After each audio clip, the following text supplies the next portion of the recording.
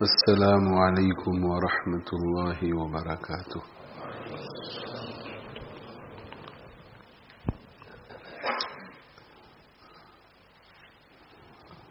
ایک وعظ پڑھ کر سنایا جا رہا ہے، اسی کو انشاءاللہ جاری رکھیں گے، اور کسی جگہ یا جہاں کہیں تشریح کی ضرورت پڑے گی انشاءاللہ وہاں تشریح کر دیں گے۔ جی بسم اللہ الرحمن الرحیم، نحمده ونصلي ونسلم على رسوله الکریم، اما بعد۔ علماء اور مشائخ کی مجالس کی قدر کرنی چاہیے۔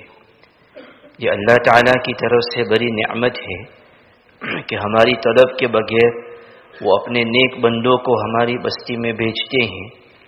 اس کی ہمیں خوب قدر کرنی چاہیے، مگر افسوس کی بات ہے کہ بعض لوگ ایسے بھی ہوتے ہیں جن کو علماء کرام سے، بزرگوں سے، مشائخ سے بغض ہوتا ہے اور نفرت ہوتی ہے۔ وہ ان حضرات کی صحبتوں میں بیٹھنے کو اور ان کی باتوں کو سننے کو فضول سمجھتے ہیں، حالانکہ میرے اور آپ کے آقا جناب محمد رسول اللہ صلی اللہ علیہ وسلم دنیا میں صرف اس مقصد کو لے کر تشریف لائے تھے کہ اللہ کے بندوں کو اللہ تک پہنچنے کا راستہ بتلائیں، اور آپ صلی اللہ علیہ وسلم نے علم اور علماء کی فضیلت اور نیک لوگوں کی صحبت کی اہمیت بیان فرمائی تاکہ امت ان سے تعلق پیدا کرے اور استفادہ کرے۔ یہ اس لیے کہ علماء اور مشائخ کی مجلسوں میں ایسی باتیں ملتی ہیں جن سے اللہ تک پہنچنا آسان ہو جاتا ہے، اور کبھی کبھی ایسا شارٹ کٹ مل جاتا ہے کہ 100 سال کی محنت کے بعد بھی آدمی وہاں نہیں پہنچ پاتا جہاں وہ اس ایک بات سے پہنچ جاتا ہے۔ اسی طرح علماء اور بزرگوں کی صحبت کا یہ بھی اثر ہے کہ اس کی برکت سے ایمان کی حفاظت ہو جاتی ہے۔ یک زمانہ صحبت با اولیاء بہترز 100 سالہ طاعت بے ریاں۔ ایک گھڑی اللہ والوں کی صحبت میں بہتر ہے 100 سال اخلاص والی اطاعت سے۔ لوگ بزرگوں کی صحبت کی وجہ سے کہاں پہنچ گئے۔ حضرت خواجہ عزیز الحسن مجذوب رحمۃ اللہ علیہ، حضرت حکیم الامت تھانوی رحمۃ اللہ علیہ کے اجل خلفاء میں سے ہیں۔ باضابطہ عالم نہ ہونے کے باوجود حضرت تھانوی رحمۃ اللہ علیہ کے بڑے بڑے خلفاء ان کا احترام کرتے تھے، اور اس کی وجہ یہ تھی کہ آپ کو اللہ تعالی شانہ کی اعلیٰ درجے کی معرفت حاصل تھی۔ حال آپ کا یہ تھا کہ جب بیعت ہونے کے لیے حضرت حکیم الامت رحمۃ اللہ علیہ کی خدمت میں پہنچے تو اس وقت آپ نے ایک شعر پڑھا، نہیں کچھ اور خواہش آپ کے در پر میں لایا ہوں، مٹا دیجئے یہاں میٹنے کو آیا ہوں۔ یہ حضرت خواجہ عزیز الحسن مجذوب رحمۃ اللہ علیہ کسی مدرسے میں پڑھے ہوئے آدمی نہیں تھے۔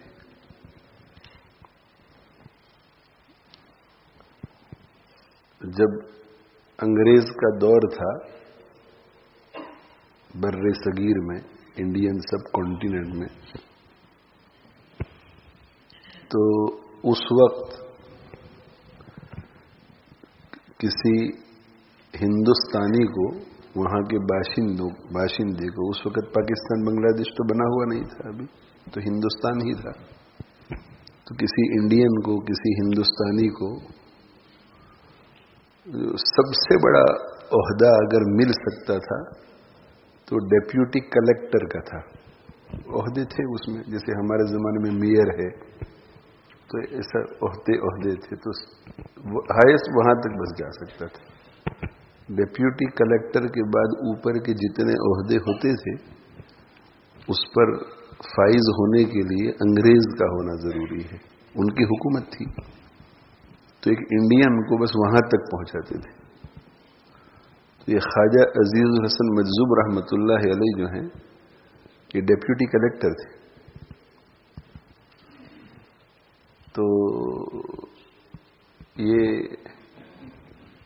عالم نہیں تھے، قاری نہیں تھے، مفتی نہیں تھے، کسی مدرسے میں پڑھے ہوئے نہیں تھے، اور ظاہر ہے کہ ڈپٹی کلیکٹر کا عہدہ پانے کے لیے کچھ نہ کچھ دنیاوی تعلیم بھی ضروری ہوتی ہوگی، تو گویا یوں سمجھے کہ دنیاوی تعلیم انہوں نے حاصل کی تھی۔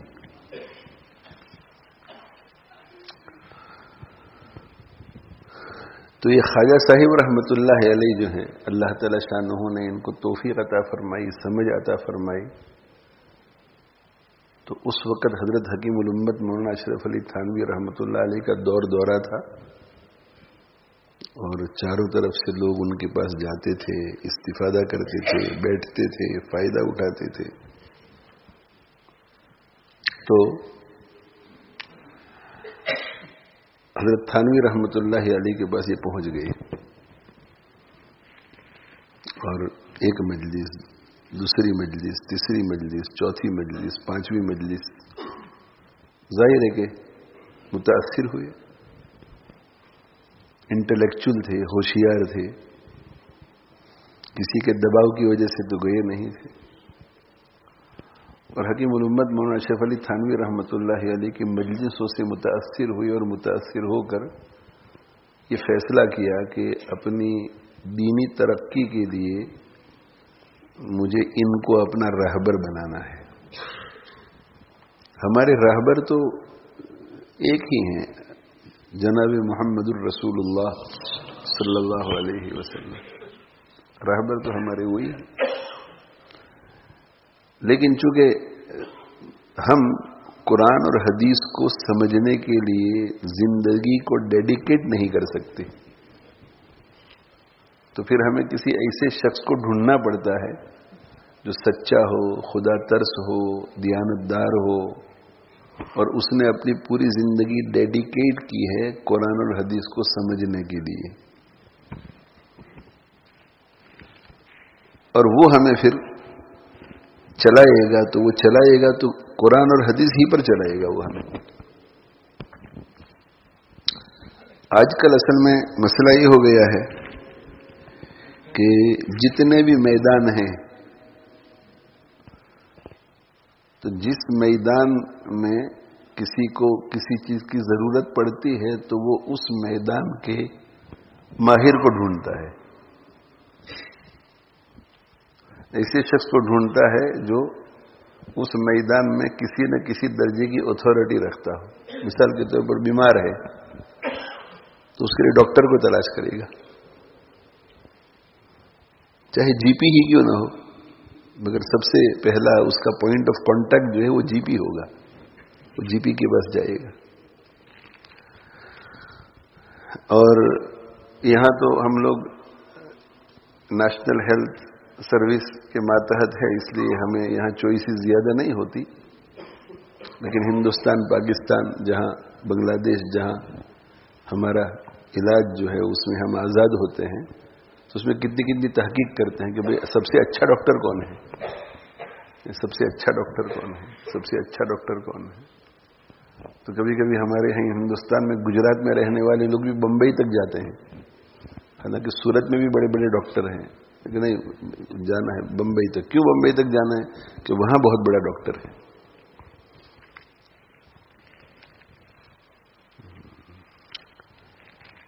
اگر کسی کا کوئی قانونی مسئلہ ہو گیا تو لوئر کو تلاش کرتے ہیں، یعنی پیسے دینے پڑتے ہیں، پھر بھی اس میدان کے پروفیشنل کو تلاش کرتے ہیں، اور یہی کرنا چاہیے۔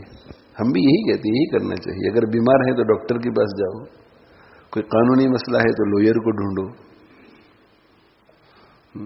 آپ اگر کوئی عمارت بنوانا چاہتے ہیں تو سب سے پہلے آرکیٹیکٹ کو تلاش کرو۔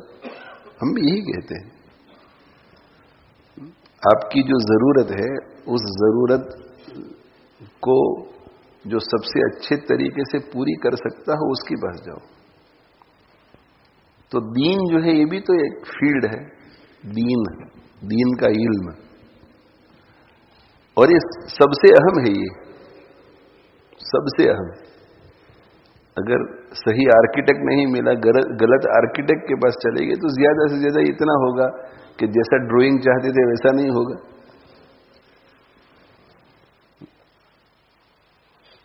غلط ڈاکٹر کے پاس پہنچ گئے تو بھائی جس طرح سے علاج ہونا چاہیے تھا نہیں ہوا، یا یہ کہ مر گئے، دنیاوی زندگی ختم ہو گئی. یہی ہوگا نا زیادہ سے زیادہ کہ مر گئے, مگر آخرت تو نہیں بگڑی نا. غلط لوئر کے پاس چلے گئے اور اس نے اچھی طرح سے کام نہیں کیا تو زیادہ سے زیادہ کیا ہوگا؟ زیادہ سے زیادہ یہ ہوگا کہ جیل ہو جائے گی آپ کو, آپ مجرم قرار دیے جائیں گے.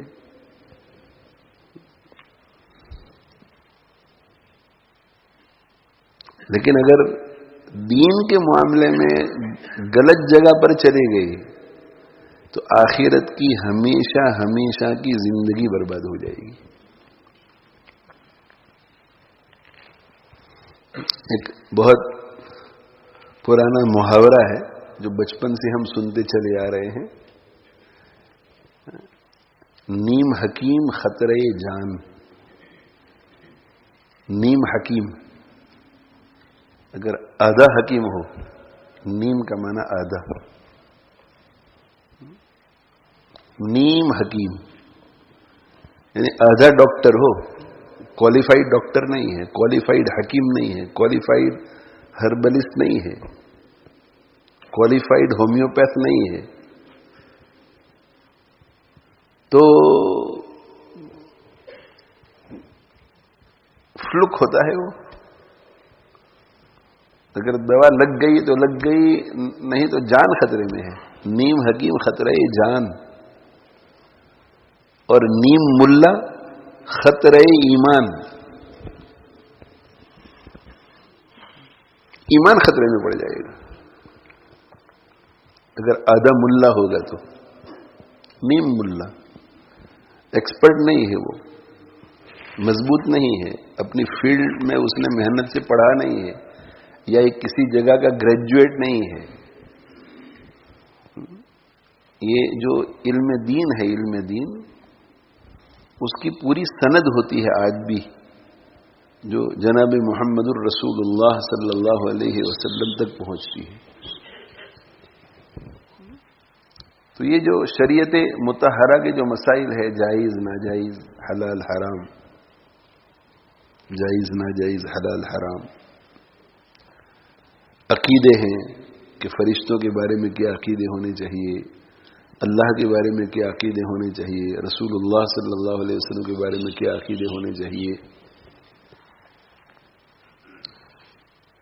اگر کسی کی زبان سے کوئی ایسا کلمہ نکل گیا, کوئی ایسا جملہ نکل گیا جو کفریہ ہے, وہ کافر ہو گیا, کافر نہیں ہوا. یہ جورسٹ ہوتے ہیں, پوری زندگی ان کی اس میں خرچ ہوئی ہوتی ہے, رات دن اسی میں وہ لگے رہتے ہیں. تو چونکہ ہم اتنے دین پر عمل نہیں کرتے تو ہمارے ذہن میں ایسا ہوتا ہے کہ یہ 1000-2000 مسائل ہوں گے اور عقائد 40-50 ہوں گے, بس یہی علم ہوگا. نہیں,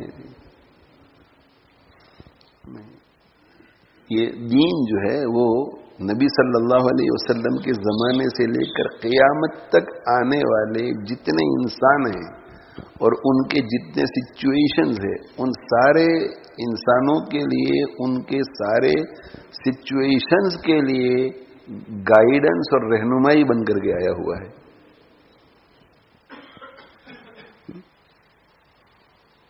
اسی لیے جہاں دارالافتاء ہوتے ہیں, جہاں مفتی بیٹھتے ہیں اور فتوا کا کام کرتے ہیں, وہ پھر جب وہ مفتی صاحب جو ہیں 30 سال 40 سال 50 سال تک کام کرتے ہیں اور اپنی زندگی کے اخیر میں یا انتقال کے بعد ان کے شاگرد, انہوں نے اپنی پوری زندگی میں جتنے فتوا لکھے ہوئے ہوتے ہیں, جتنے سوال کے جواب لکھے ہوئے ہوتے ہیں, ان کی کتاب مرتب کرتے ہیں. تو کبھی 8 والیوم میں, کبھی 10 والیوم میں, کبھی 15 والیوم میں, کبھی 20 والیوم میں. تو اگر وہ ریپیٹیشنز ہو تو وہ 20 والیوم کیوں چھاپیں گے بھائی؟ اس کا مطلب یہ کہ یہ سارے الگ الگ فتوا ہے, یہ الگ الگ سچویشنز کے لیے الگ الگ رولنگ ہے. اور یہ تو وہ ہے جو انہوں نے لکھ کر کے دیا ہے.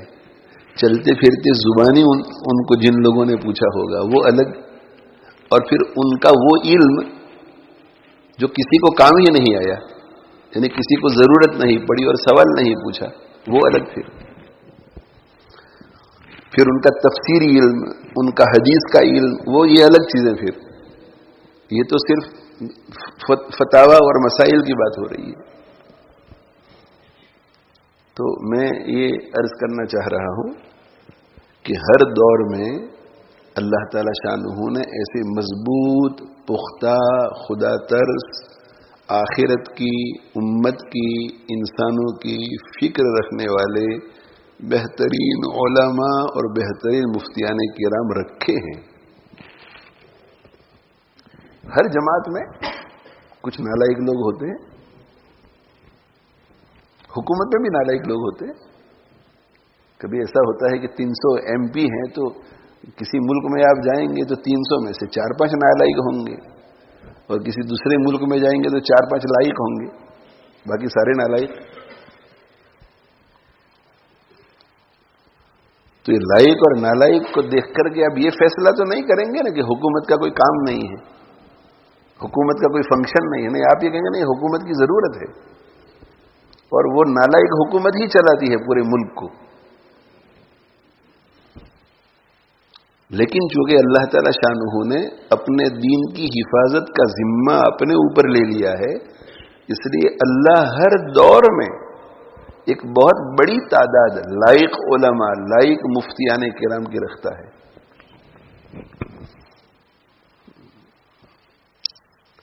لیکن مسئلہ کہاں آ کر کے اٹکتا ہے؟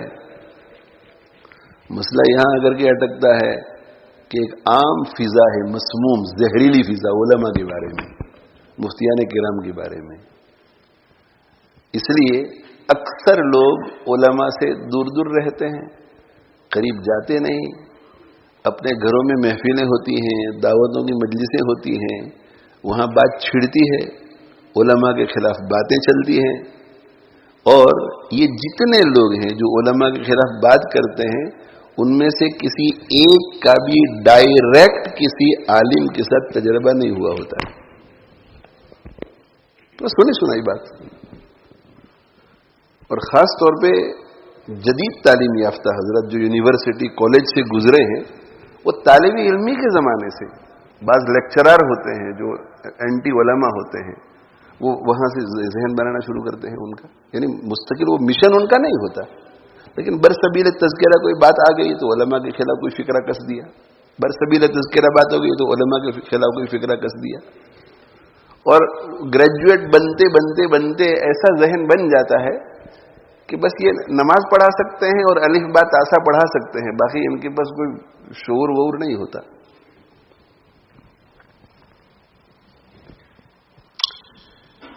تو میں اس وقت علماء یا مفتیان کرام کی طرف سے یہاں وکالت کرنے کے لیے یا ڈیفنس کرنے کے لیے نہیں بیٹھا ہوں. اور کبھی بھی الحمدللہ کبھی بھی یہ ذہن میں بات نہیں آئی کہ علماء کی طرف سے یا مفتیان کرام کی طرف سے وکالت کرنی چاہیے اور ڈیفنس کرنا چاہیے ان کی طرف سے. اس لیے کہ اللہ تعالی شانہ نے علماء کو اور مفتیوں کو اپنے دربار میں بہت اونچا مقام عطا فرمایا ہے. تو اتنی فضیلت والے لوگوں کی طرف سے ہم کیوں بھائی وکالت کریں، ہم کیوں ڈیفینس کریں ان کی طرف سے؟ ان کو تو ضرورت ہی نہیں ہے. صاف ستھرے آدمی کی طرف سے کوئی وکالت تھوڑا ہی کرتا ہے، کوئی نہیں کرتا.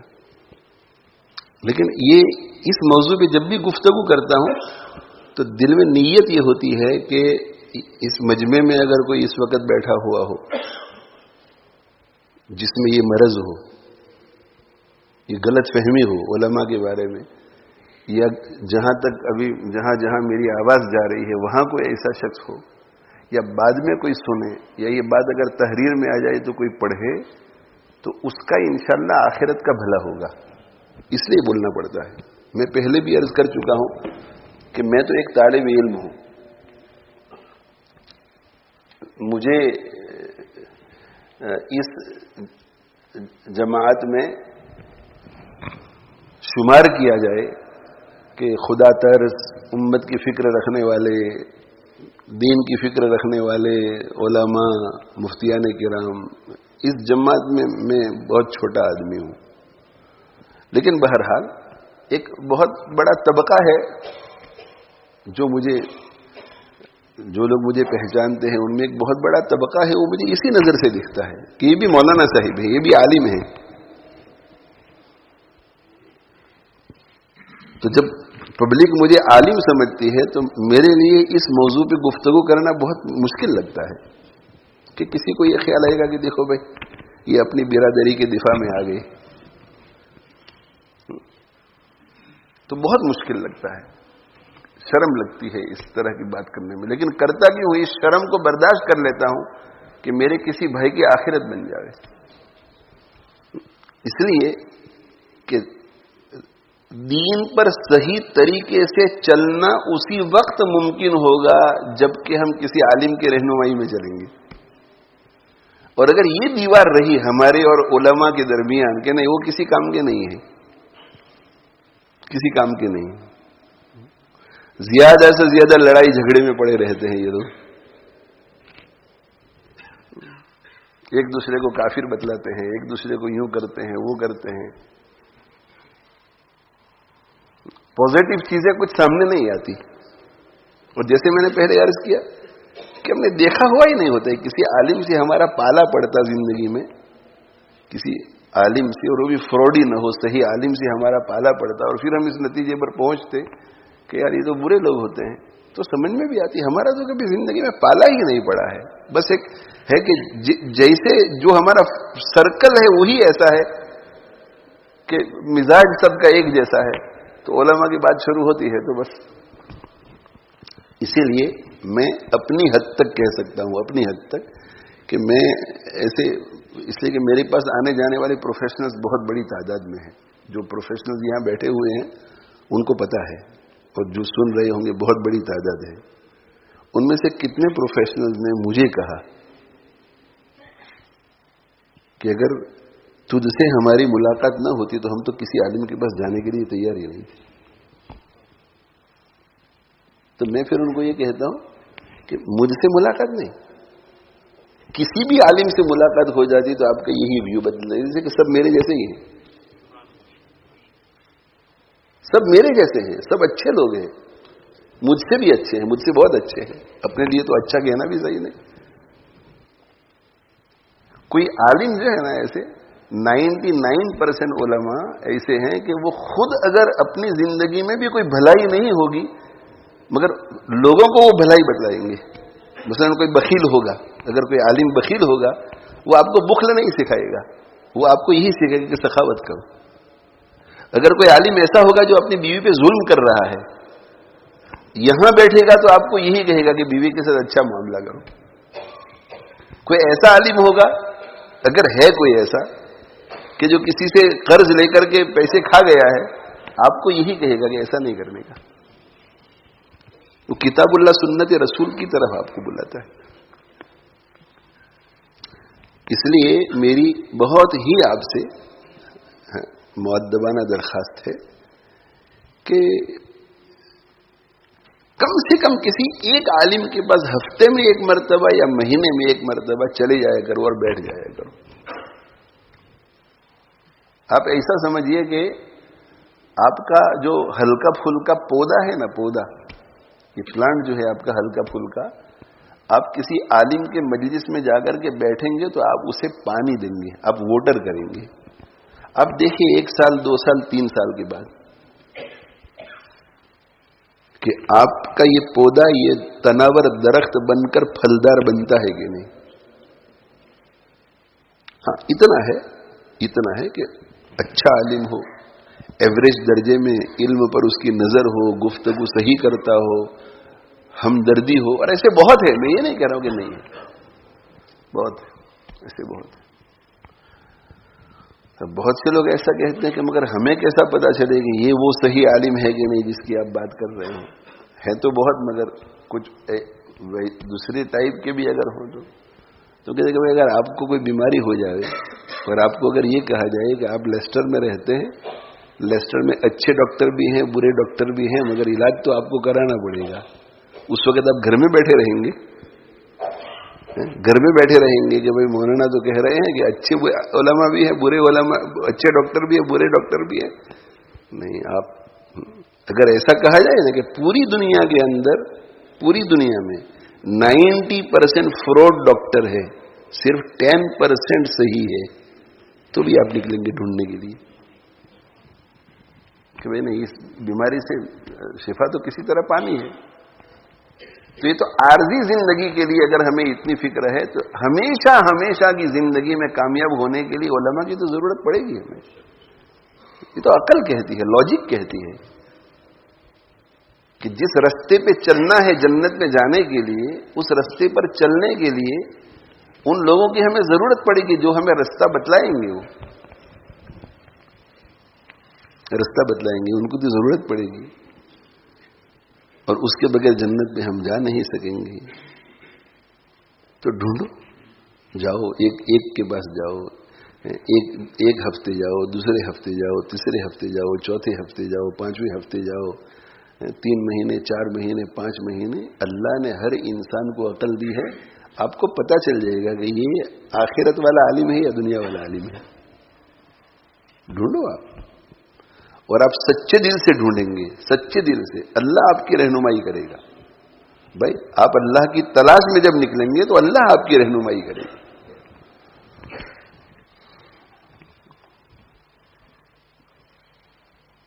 अल्लाह आपकी रहनुमाई करेगा। मैं जब दारुल उलूम बरी में पढ़ाता था तो लेस्टर भी आता था वालिदैन को मिलने के लिए, भाई बहनों को मिलने के लिए। 25-26 साल की मेरी उम्र थी उस वक्त, 24 साल की उम्र में फरागत हुई।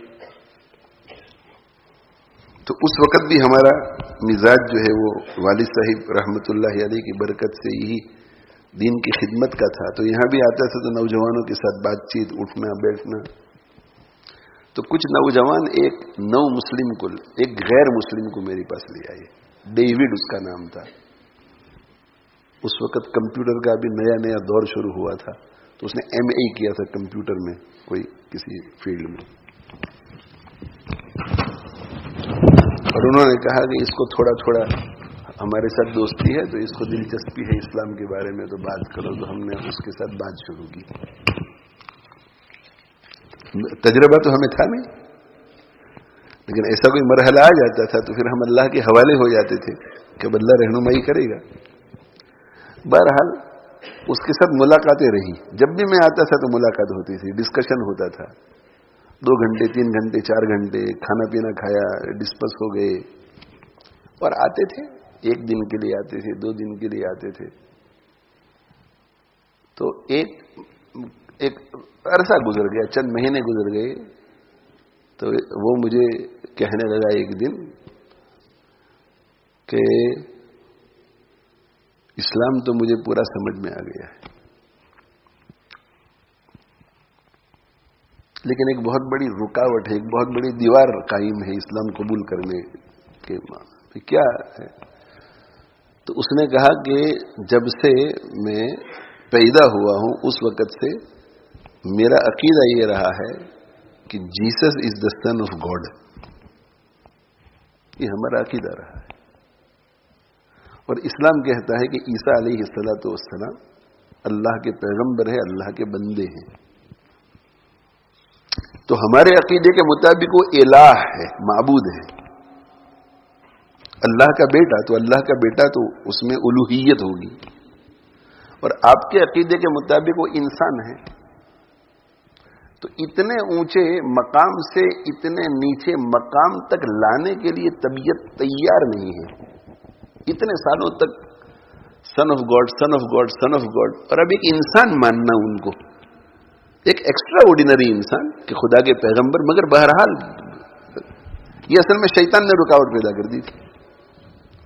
तो कि एक रुकावट बनी हुई है और मैं बहुत परेशान हूं, बहुत कंफ्यूज्ड हूं।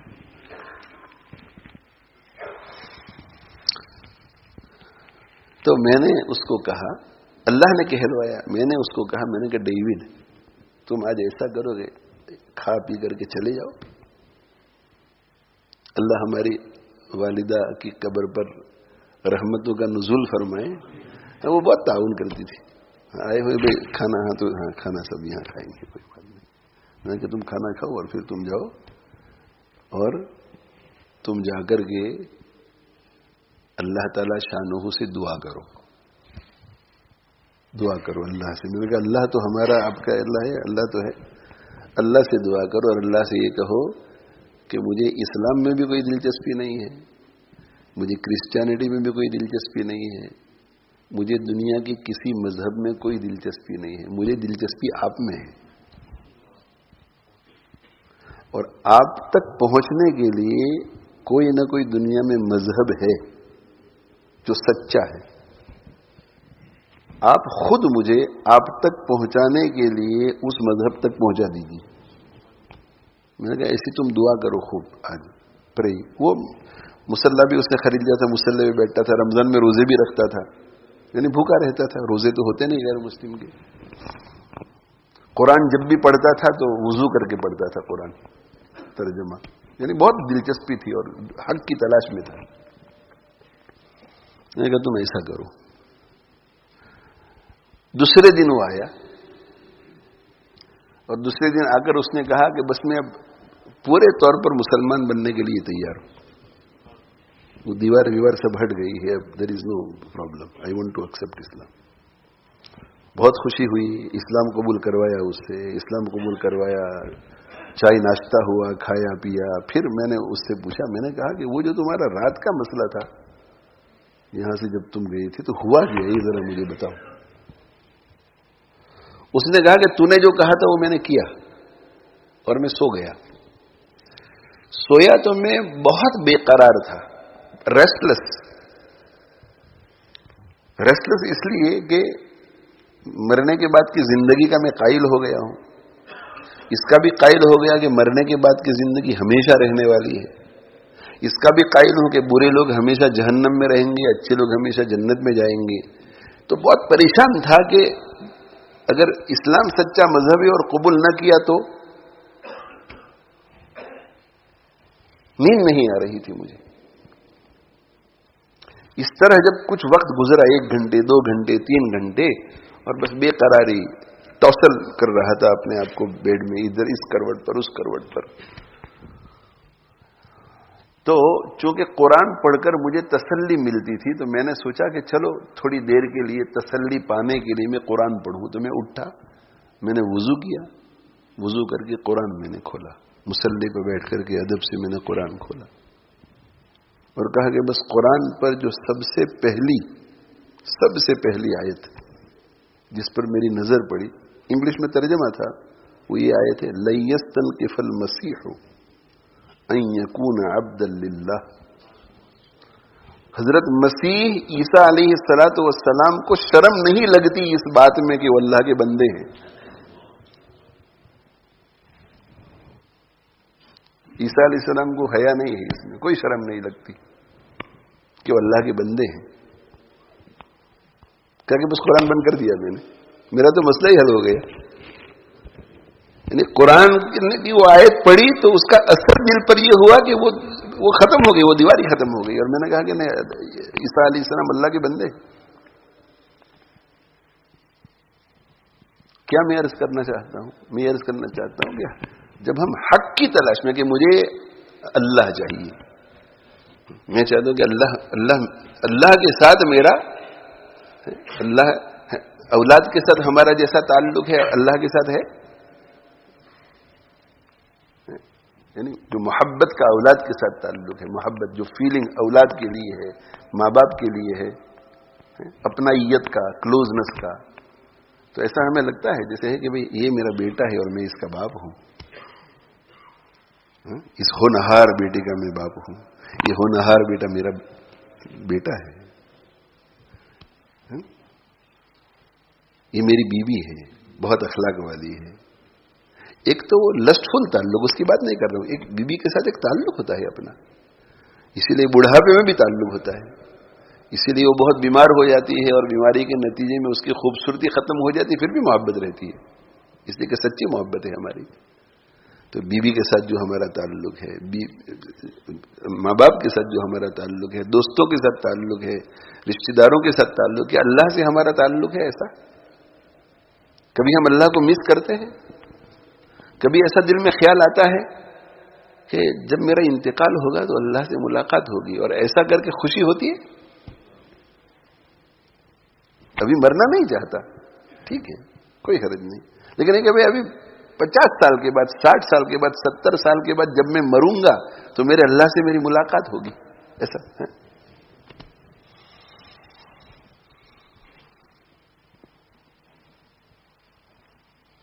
اللہ سے ہمارا کوئی محبت کا تعلق نہیں ہے.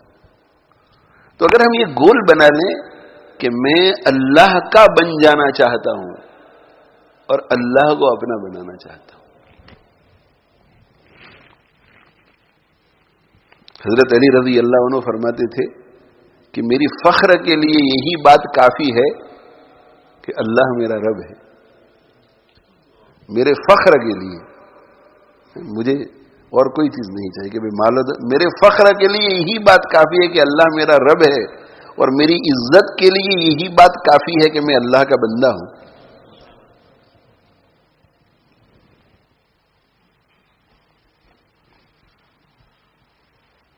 میری فریاد سن لے میرے مولا،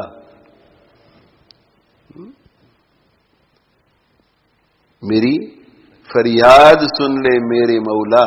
ایک شاعر کہتا ہے میری فریاد سن لے میرے مولا، بنا لے اپنا بندہ.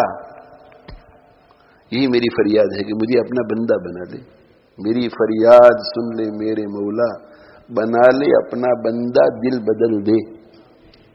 تیرا ہو جاؤں اتنی آرزو ہے، بس میری تو اتنی ہی آرزو ہے. تیرا ہو جاؤں، تیرا ہو جاؤں اتنی آرزو ہے، بس اتنی ہے تمنا، بس اتنی ہے تمنا. یہی تمنا ہے، بس اتنی ہے تمنا، دل بدل دے. حاجی امداد اللہ مہاجر مکی رحمۃ اللہ علیہ ایک شعر میں فرماتے ہیں کوئی تجھ سے کچھ، کوئی کچھ مانگتا ہے، کوئی تجھ سے کچھ، کوئی کچھ مانگتا ہے، الہی میں تجھ سے طلبگار تیرا. تو آپ کا طلبگار، مجھے تو آپ چاہیے.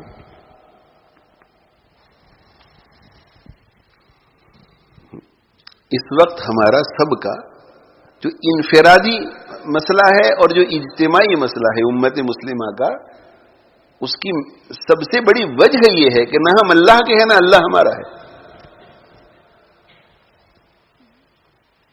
اور نہ ہمیں اس پر افسوس ہے، نہ ہمیں اس پر ندامت ہے، نہ ہمیں اس کا احساس ہے، نہ اس کی ہمیں طلب ہے، نہ اس کے لیے ہم 10 قدم اگر اٹھانے چاہیے تو چلو کم سے کم ایک ہی قدم اٹھا لیں، جتنے اٹھا سکتے اتنے تو اٹھائیں.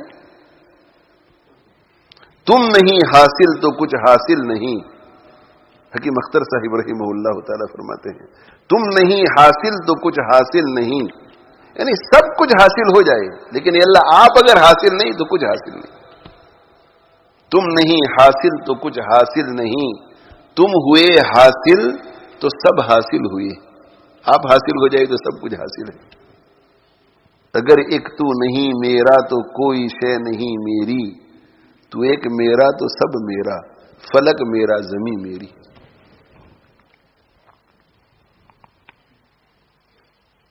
اور اللہ ہمارا کیسے بنے گا؟ اللہ کے نبی صلی اللہ علیہ وآلہ وسلم کے لائے ہوئے دین پر چلنے سے ہوگا. علامہ اقبال کا شعر ہے نا، علامہ اقبال کا کیا شعر ہے کہ محمد سے وفا تو نے تو ہم تیرے ہیں. بہت سے لوگ ایسا سمجھتے ہیں کہ سیرت النبی صلی اللہ علیہ وسلم کا سال میں ایک دفعہ جلسہ کر لیا یہ ہے محمد صلی اللہ علیہ وسلم سے وفا. ان کا ذکر خیر کرتے رہے یہ ہے محمد صلی اللہ علیہ وسلم سے وفا. کوئی نعت سنی اور دل پر اثر کر گئی، آنکھوں سے آنسو بہ پڑے، یہ ہے محمد صلی اللہ علیہ وسلم سے وفا. یہ بھی سب بہت اچھے اچھے کام ہیں، کار ثواب ہے، اجر و ثواب بہت ملے گا، لیکن یہ وفا نہیں ہے. وفا کیا ہے؟ جن چیزوں سے انہوں نے روکا ہے ان سے ہم بچے. ایک باپ اپنے بیٹے سے کہے کہ بیٹا دیکھو 11 بجے کے بعد گھر سے باہر مت نکلو. 11 بجے کے باہر نہیں نکلنے کا تمہیں، مگر وہ بزید ہے، روزانہ 11 بجے کے بعد ہی باہر جاتا ہے رات کو گھومنے پھرنے کے لیے، اور روزانہ وہ باپ کے سامنے کھڑے ہو کر باپ کا ایک قصیدہ پڑھ دیتا ہے بہت اچھے ترنم کے الفاظ میں. کیا کہیں گے آپ؟ کہ بہت بھی باوفا ہے میرا بیٹا. اور دوسرا بیٹا ایک قصیدہ بھی نہیں پڑھتا, لیکن باپ جس طرح کہتا ہے اس طرح کرتا ہے, تو باپ کہے گا کہ میرا وفادار بیٹا ہے. وفا تو یہ ہے کہ نبی صلی اللہ علیہ وسلم, اللہ اور اللہ کے, جو نبی صلی اللہ علیہ وسلم کی چاہت ہے وہ اللہ کی چاہت, جو اللہ کی چاہت ہے وہ نبی صلی اللہ علیہ وسلم کی چاہت. نبی صلی اللہ علیہ وسلم کو اللہ سے ہٹ کر تو شریعت لے کر نہیں آئے نا, اللہ کی شریعت لے کر آئے ہیں.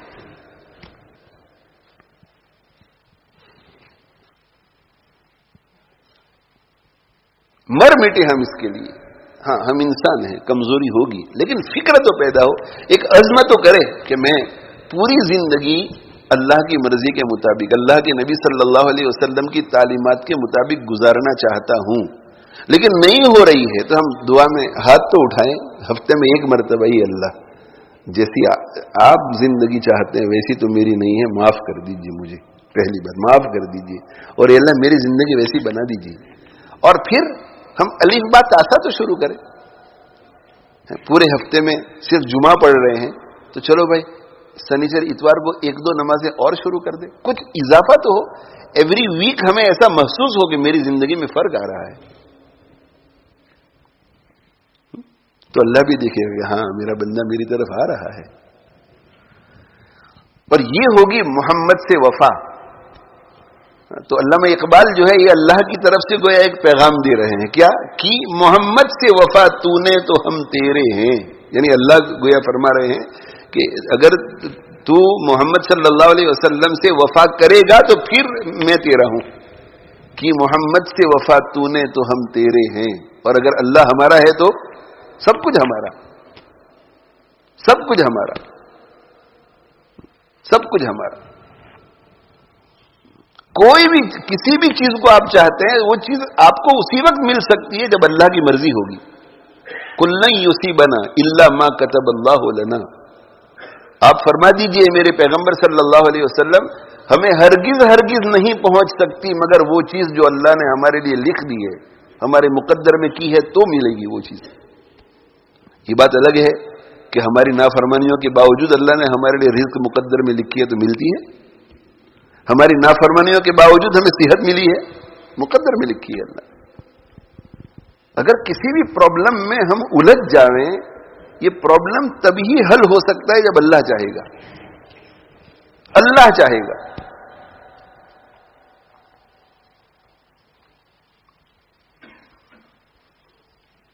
تو یہ جو مسئلہ ہے کہ یہ مسئلہ ہے, وہ مسئلہ ہے, فلاں مسئلہ ہے, فلاں مسئلہ ہے, اور جو ہاٹ ایشوز ہوتے ہیں اس پر بہت گفتگو ہوتی ہے.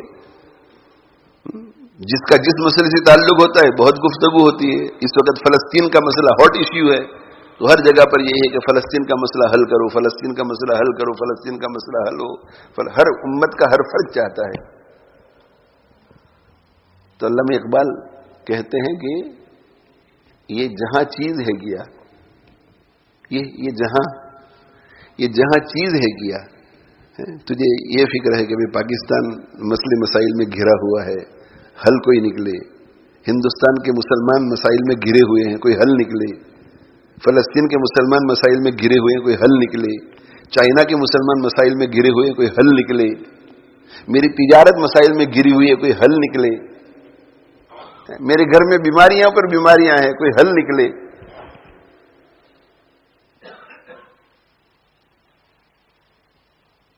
کہ محمد سے وفا تو نے تو ہم تیرے ہیں, یہ جہاں چیز ہے کیا لوح و قلم تیرے ہیں. لوح وہ تختی جس کے اوپر ہم سب کی تقدیر لکھی ہوئی ہے, اور قلم وہ قلم جو تقدیر لکھتی ہے. کہتے ہیں لوح و قلم تیرے ہیں, تو جو چاہے گا وہ لوح و قلم, وہ قلم لوح پر وہی چیز لکھے گا, تقدیر بدلے گی, تقدیر بدلے گی.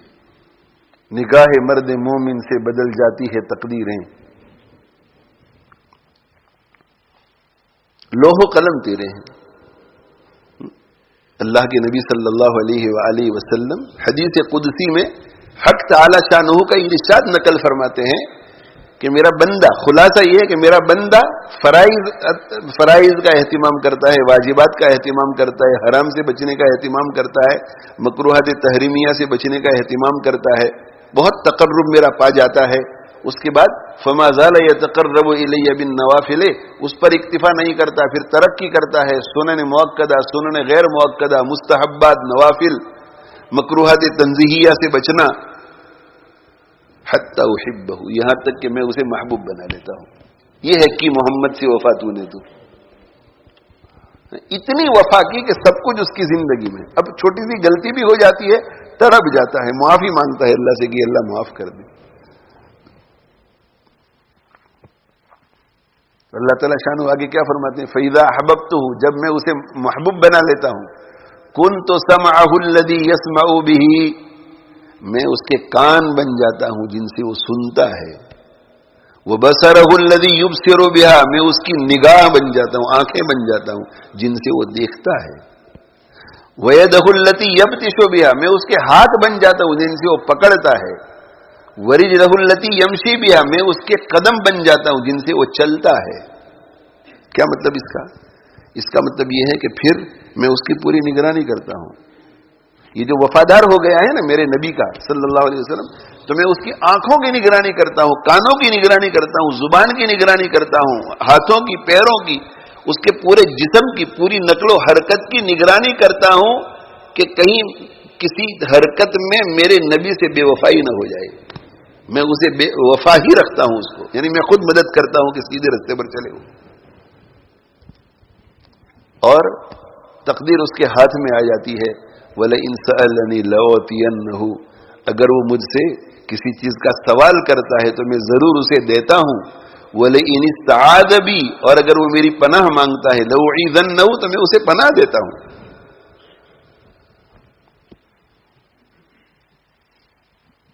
اللہ کے اپنے طریقے ہیں نا، اللہ کے اپنے طریقے ہیں. بھائی بیماری کو آپ کیوں پسند نہیں کرتے؟ میں بیماری کو کیوں پسند نہیں کرتا؟ ہم بیماری کو اس لیے پسند نہیں کرتے کہ بیماری کی وجہ سے تکلیف ہوتی ہے.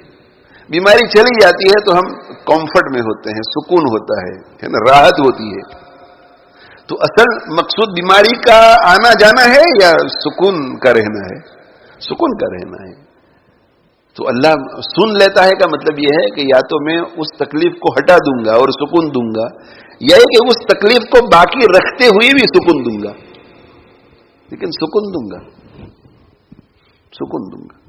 حضرت عروہ ابن الزبیر رحمہ اللہ تعالی مدینہ منورہ کے فقہاء سبعہ میں سے ہے، بہت اونچی شخصیت ہے، نسبی اعتبار سے بھی بہت اونچی شخصیت. عبداللہ ابن الزبیر رضی اللہ عنہ، جو آپ صلی اللہ علیہ وسلم کے پھوپھیزاد بھائی ہیں، ان کے بیٹے، اور ماں حضرت اسما ابو بکر صدیق رضی اللہ تعالی عنہ کی بیٹی، یعنی نانا ابو بکر ہے، ابو بکر کے نواسے.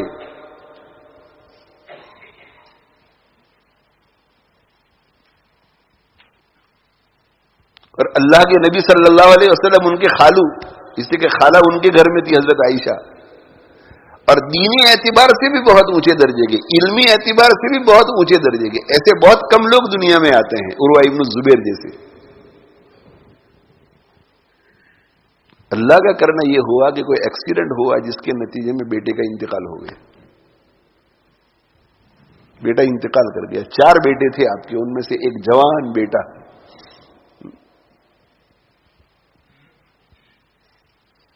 انتقال کر گیا. کسی جانور نے لات ماری، اس کے نتیجے میں انتقال کر گیا. اور انہی دنوں ان کے ایک پاؤں میں تکلیف تھی، تو اطباء نے فیصلہ کیا کہ اسے تو کاٹنا پڑے گا، اسے تو کاٹنا پڑے گا. کاٹ دیا پاؤں ان کا. یہ اعضاء جو ہیں یہ بڑے قیمتی ہوتے ہیں، اللہ تعالی شانہ کی ایسی نعمتیں ہیں. اسی لیے میں کہا کرتا ہوں کہ ہم میں سے ہر شخص ملینئر، بلینئر، ٹریلینئر سے بھی زیادہ ہے. اتنی ساری نعمتیں ہیں ہمارے پاس. اسی لیے میرے حاجی صاحب رحمۃ اللہ علیہ کیا فرماتے تھے کہ اللہ تعالی شانہ سے دعا کرو کہ اللہ ایمان کی اور اعضاء کی سلامتی عطا فرما. آنکھیں صحیح سالم رہے، کان صحیح سالم رہے، زبان صحیح سالم رہے.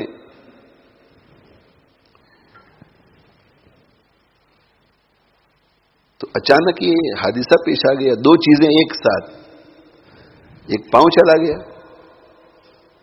एक पांव चला गया। और उस जमाने में एनेस्थेटिक वगैरह थे नहीं, तो जब पांव काटना या इस तरह के ऑपरेशन की जरूरत पड़ती थी तो उस जमाने का तरीका था, पांव काटते थे और काटने के बाद जो है वो खून निकलता था, खून, तो गरम गरम तेल रहता था और उसमें पांव रख देते थे ताकि वो ये खून बंद हो जाए। या ये कि लोहे के जरिए लोहे को गर्म करते थे और ब्रांड कर देते थे, यानी कितना मुश्किल। एक तो पांव काटो।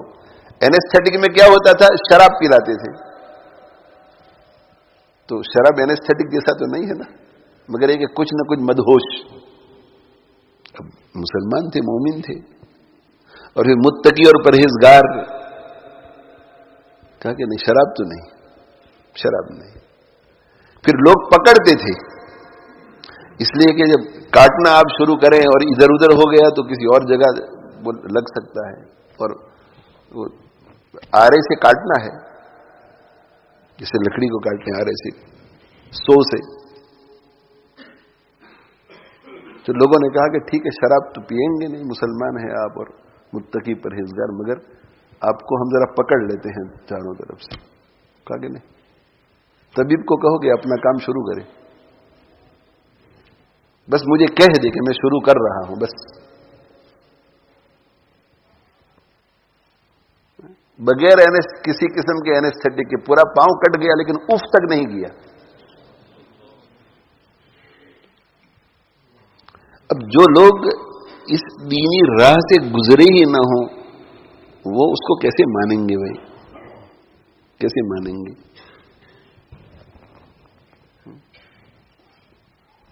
एक शख्स जो है किसी छोटे से देहात में रहता हो, उसने कभी मोबाइल इस्तेमाल न किया हो, उसने कभी एरोप्लेन देखा न हो, हेलीकॉप्टर देखा न हो, और उसको अगर आप ये कहें कि एक चीज होती है उसमें 8-10 आदमी बैठ जाते हैं और वो उड़ करके इतनी देर में यहां से वहां तक पहुंचा देता है, तो ये नहीं यार ऐसा नहीं हो सकता है, उड़ करके कैसे जाए, ऐसा नहीं हो सकता।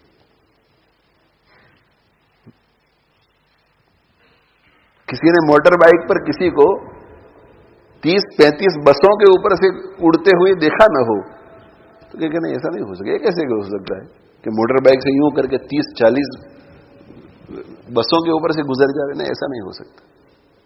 किसी ने देखा ही ना हो, सुना ही ना हो, गिनीज बुक ऑफ रिकॉर्ड्स वगैरह से वाकिफ ही ना हो, और उसको कहा जाए कि भाई एक पहाड़ से दूसरे पहाड़ तक रस्सी के ऊपर, रस्ते के ऊपर चल करके आदमी इतना फासला तय कर लेता है कि नहीं, नहीं मानता मैं, कैसे हो सकता है?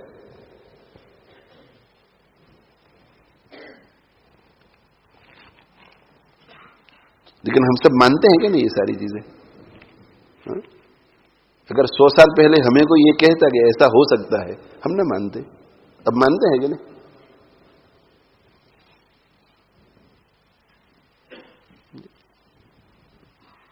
तो ये करामात हैं, इन सब चीजों में कहा इससे लेना देना कि भाई पूरा पांव काट दिया और अकल तो मना कर दी है, पूरा पांव काट दिया। और लेकिन होता है, होता है। अगर एनेस्थेटिक किसी को महसूस नहीं होने दे सकता, एनेस्थेटिक में इतनी कुव्वत है कि वो मरीज को पता ही न चलने दे कि क्या हो रहा है, तो क्या एनेस्थेटिक को पैदा करने वाला ऐसा नहीं कर सकता कि पता ही न चले कि क्या हो रहा है?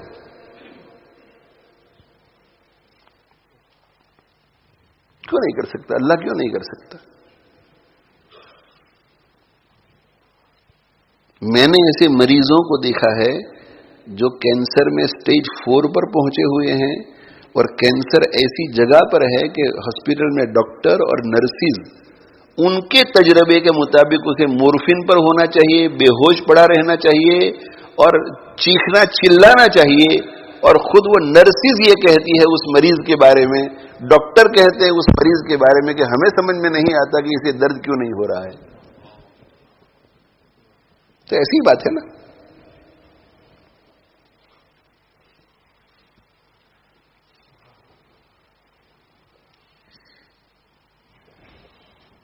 اللہ تعالیٰ شانہ بھائی فضل فرمائے. دیکھتے ہیں روزمرہ ہم بھی مریضوں کو دیکھتے ہیں. مریضوں کو دیکھتے ہیں کہ چھوٹا سا بچہ ہے 4 سال کا 5 سال کا, کیا ہوا ہے اس کو بھی کینسر ہو گیا ہے. وہاں جا کر کے دیکھتے ہیں تو ناک میں سے پائپ ڈالا ہوا ہے اسے فیڈ کرنے کے لیے, اور کینجولر یہاں ڈالا ہوا ہے. اب ہم بڑے لوگ ہوتے ہیں تو ہمیں بھی تجربہ کبھی زندگی میں ہوا ہوتا ہے, تو ہر 5 منٹ کے بعد ہمیں خیال آتا ہے کہ کب یہ نکلے گا, کب یہ نکلے گا, کب یہ نکلے گا, کب یہ نکلے گا. مریضوں کو دیکھتے ہیں کینسر کے تو وہ کراہتے ہیں, مگر وہ چھوٹا بچہ بالکل بیٹھا ہوا ہے اور ہنس رہا ہے اور کھیل رہا ہے. وہ چھوٹا ہے, اس میں برداشت کا مادہ کم ہے, تو اللہ اسے صبر بھی اتنا دے دیتے ہیں.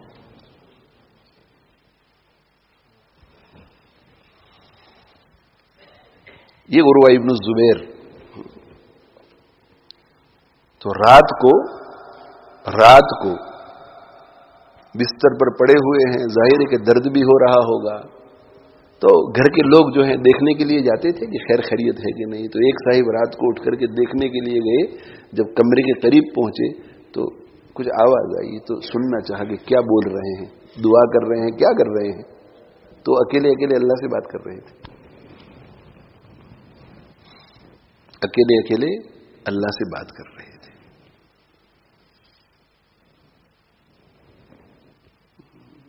کیا بات کر رہے تھے اللہ سے؟ میں نے کیا کہا آپ حضرات کو؟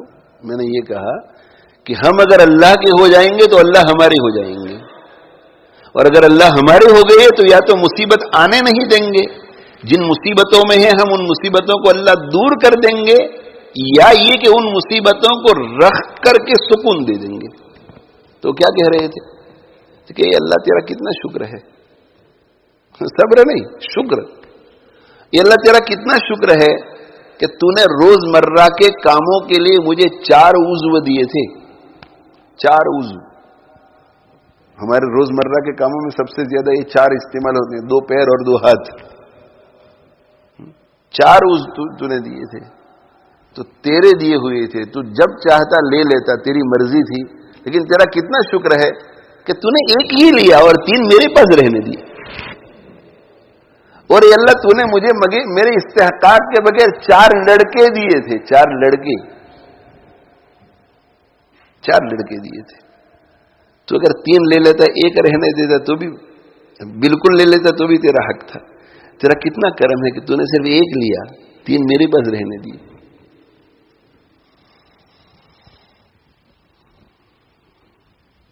تو ایک تو ہم فیصلہ کریں کہ ہمیں اللہ کا بننا ہے. اللہ اپنا بنا لے, یہ اللہ اپنا بنا لے. فلسطین ہمارے ہاتھ میں آئے یا ہمارے ہاتھ سے چلا جائے. میں بھی چاہتا ہوں کہ فلسطینیوں کو فلسطین کا ملک مل جائے. میں بھی چاہتا ہوں ان کو اپنی ریاست ملے. میں بھی چاہتا ہوں کہ ان کو اپنا ملک ملے. ہر ہفتے اعلان کرواتا ہوں اور دعا بھی کرتا ہوں. میں بھی چاہتا ہوں, لیکن میں جو کہنا چاہتا ہوں کہ ان کو اپنا ملک ملے نہ ملے یا نہ ملے, اگر اللہ ان سے راضی ہے تو وہ کامیاب ہے. اور اگر فلسطینیوں کو پوری دنیا بھی مل جائے لیکن اللہ ناراض ہے تو وہ ناکام ہے. یہ عقیدہ بناؤ. ہمارے گھر کے 10 افراد ہیں, 10 کے 10 اگر کینسر میں مبتلا ہو جائیں مگر اللہ ہم سے راضی ہے تو ہم کامیاب. اور 10 کے 10 پوری دنیا میں سب سے زیادہ صحت مند ہو جائیں اور سب کو نوح علیہ السلام کی عمر مل جائے اور قارون کا خزانہ مل جائے, لیکن اگر اللہ راضی نہیں ہے تو ہم ناکام ہیں. بس اس کامیابی کے لیے محنت کرو کہ اللہ راضی ہو جائے, اللہ راضی ہو جائے, اللہ راضی ہو جائے, اللہ راضی ہو جائے. اللہ مجھے بھی توفیق دے, آپ سب دوستوں کو بھی توفیق دے, اللہ ہم سب کو توفیق دے. تو میں یہ کہہ رہا ہوں کہ یہ جو ہمارے ذہنوں میں بیٹھا ہوا ہوتا ہے کہ بھئی علماء کس کام کے, جا کر کے دیکھو, بیٹھو ان کے پاس, طلب لے کر کے جاؤ, تنقیدی ذہن لے کر کے مت جاؤ, خالی ذہن ہو کر کے جاؤ, پریجوڈس کے بغیر جاؤ, بائسڈ ہوئے بغیر جاؤ, اور کھلے ذہن سے ان کی باتوں کو سنو. اس کے بعد گھر جا کر کے ریفلیکٹ کرو, قریب سے دیکھو. ہماری اپنی فکر, ایک دن روح نکلنے والی ہے میری اور آپ کی, تو جب روح نکल रही होगी तो ये जिन दोस्तों के साथ बैठ करके हम उलमा की तनकीद करते हैं कोई काम नहीं आ सकेगा, और जब रूह निकल रही होगी तो मौलाना सब भी काम नहीं आ सकेंगे। हाँ, हो सकता है नेक हो तो उनकी दुआएं काम आए, लेकिन अगर हमने किसी आलिम से ताल्लुक रखकर दीन पर चले होंगे हम, कि वो काम आएगा, कब्र में कोई काम नहीं आएगा। और अगर बेदीन तबके के साथ हमारा ताल्लुक रहेगा तो हो सकता है कि वो बेदीन तबका तो जिंदगी में एक मर्तबा भी हमारे लिए सूरह इखलास पढ़ करके भी हमें सवाब न पहुंचा सके, हो सकता है। मैं कहा करता हूं कि जिसे अपनी मौत और अपनी कब्र की फिक्र न हो, वो किसी और की मौत और की कब्र की क्या फिक्र करेगा। बेदीन तबके से हमारा अगर ताल्लुक हो तो उस पूरे सर्कल के अंदर अगर आप कहें ना कि भाई हमारा दोस्त तो बहुत बीमार है, क्रिटिकल है, मां बीमार है, क्रिटिकल है, और अगर मोहब्बत होगी तो गम होगा कि मेरा दोस्त जा रहा है, मेरी मां जा रही है, फिक्र होगी। लेकिन जहन में ये बात नहीं आएगी कि जा रहा है मेरा दोस्त, जा रही है मेरी मां, अगर ईमान के बगैर चले गए तो मुझे कुछ करना चाहिए यार, मुझे दुआ करनी चाहिए, दुआ करानी चाहिए लोगों से ना, ऐसा कुछ भी नहीं होगा। वो शिफा के लिए दुआ कराता रहेगा, यानी दुनियावी फिक्र होगी, आखिरत की फिक्र नहीं होगी।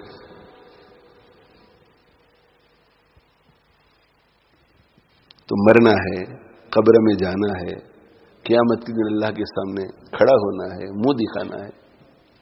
पर हम में से बहुत सारे मेरे भाइयों, यहां तो दीनी तबका है जो बैठा हुआ है, हम में से बहुत सारे ऐसे होते हैं कि पूरा दीन हमारी जिंदगी में नहीं है, बहुत फ्लोज हैं, बहुत कमियां हैं, बहुत कमजोरियां हैं, बड़े बड़े गुनाहों में हम मुब्तला हैं, लेकिन शैतान ने हमें बावर करा दिया है कि हम दीनदार हैं, हम दीनदार हैं, बस हम तो जन्नत के ठेकेदार हैं। इसलिए हम भी हमारे दीन को कंप्लीट करने की फिक्र में नहीं है, कंप्लीट करने की फिक्र में नहीं है। गुनाह कबीरा में हम मुब्तला हैं, बड़े बड़े गुनाहों में मुब्तला है, गीबत करते हैं, स्लैंडर करते हैं, बोहतान बांधते हैं, जुल्म करते हैं, लोगों के हुकूक को पामाल करते हैं, तकब्बुर में मुब्तला होते हैं, दूसरों को हिकारत की नजर से देखते हैं। अखलाक कहां है हमारे पास? लोगों की ऐब जोई में लगे रहते हैं। जो आली अखलाक हमारे प्यारे आका सल्लल्लाहु अलैहि वसल्लम ने हमें सिखाए थे, वो सब कहां है? इसलिए मेरे भाइयों, हमें चाहिए कि हम पहले तो ये फैसला करें कि मुझे अल्लाह का बनना है और अल्लाह को अपना बनाना है। अल्लाह के वास्ते मेरी ये मिन्नत कर रहा हूं मैं, मेरी दरखास्त है बहुत लजाजत के साथ आपके फायदे के लिए। जहां जहां तक मेरी इस वक्त आवाज पहुंच रही है, अल्लाह के लिए ये फैसला कर दो कि अल्लाह को बनाना है अपना, अल्लाह मेरा हो जाए, बस अल्लाह मेरा हो जाए। वो हजरत अली रजी अल्लाह अन्हु का मैंने कौल जो नकल किया उसे पूरा ही कर दूं। मेरे फख्र के लिए इतना काफी है कि अल्लाह मेरा रब है, मेरी इज्जत के लिए इतना काफी है कि मैं अल्लाह का बंदा हूं। और फिर आगे हजरत अली रजी अल्लाह अन्हु दुआ करते हैं कि ए अल्लाह, तू तो मेरे लिए वैसा ही है जैसा कि मैं चाहता हूं, तू तो मेरे लिए वैसा ही है जैसा मैं चाहता हूं। हमेशा तू, आंखें मेरी ठीक ठाक, जुबान मेरी ठीक ठाक, तू तो मेरे लिए वैसा ही है जैसा मैं चाहता हूं। ये अल्लाह मुझे वैसा बना दे जैसा तू चाहता है।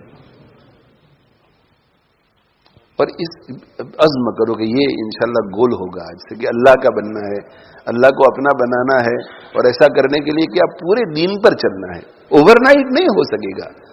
अगर कोई हिम्मत करे तो ओवरनाइट भी हो सकता है। हजरत फुदैल बिन अयाज रहिमहुल्लाह ताला डाकू थे, चोर थे, आज हम उनको रहिमहुल्लाह ताला कहते हैं।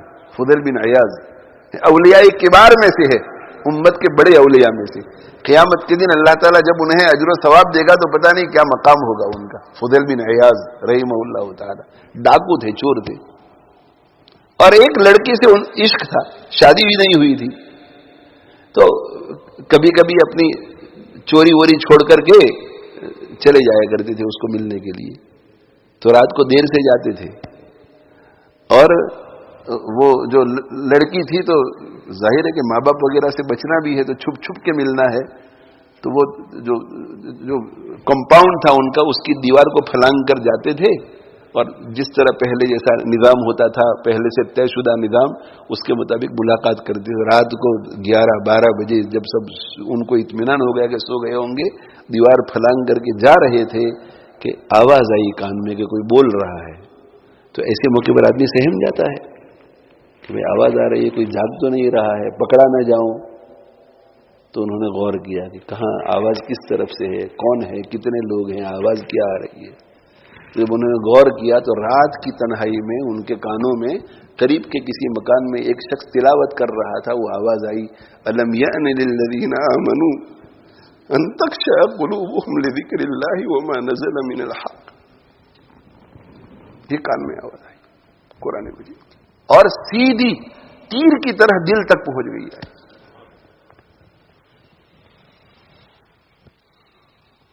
کیا مومنین کے لیے وہ وقت نہیں آیا کہ ان کے دل جھک جائیں، سب سرنڈر کر دے؟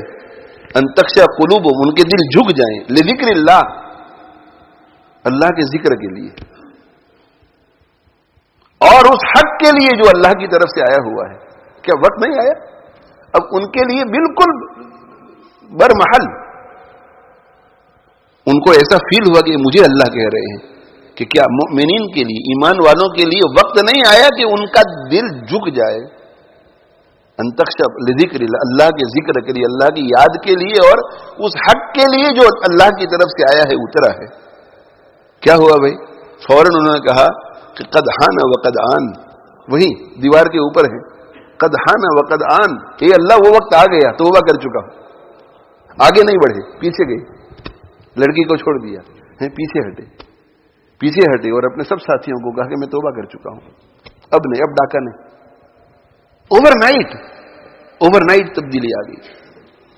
تو ایسا بھی ہو سکتا ہے، لیکن ایسا جب سوچتے ہیں تو شیطان گھبراتا ہے، ہمیں نفس گھبراتا ہے. اس لیے میں کہہ رہا ہوں کہ کوئی حرج نہیں، بس پہلے تو یہ کام کرو کہ فیصلہ کرو کہ اللہ کو اپنا بنانا ہے اور مجھے اللہ کا بننا ہے، نمبر 1. اور نمبر 2، آج ہی سے شروع کر دو، چھوٹے چھوٹے کام شروع کر دو، چھوٹے چھوٹے کام. ہفتے میں ایک مرتبہ کوئی نہ کوئی چینج آئے، مہینے میں ایک مرتبہ کوئی نہ کوئی چینج آئے، ایک آدھ نماز میں اضافہ ہو جائے. روزانہ ذکر کرتے ہیں، کتنا کرتے ہیں؟ تو کہتے ہیں بالکل نہیں کرتا، غفلت میں ہوں. او ہو چلو تو شروع کر دو، 100 مرتبہ کلمہ طیبہ پڑھو. نہیں یہ تو نہیں ہو سکتا، چلو 50 مرتبہ پڑھو. یہ بھی نہیں ہو سکتا. 25 مرتبہ، یہ بھی نہیں ہو سکتا. 10 مرتبہ، یہ بھی نہیں ہو سکتا. بھائی 3 مرتبہ پڑھ لو، یہ بھی نہیں ہو سکتا. 1 مرتبہ پڑھ لو. تو آپ جو بالکل ذکر نہیں کرتے، 30 دن تک 1 مرتبہ روزانہ پڑھیں گے لا الہ الا اللہ محمد الرسول اللہ، تو زندگی میں چینج آیا کہ نہیں آیا؟ اور یہ چھوٹا چینج ہے، بہت بڑا چینج ہے. یہ بہت بڑا چینج.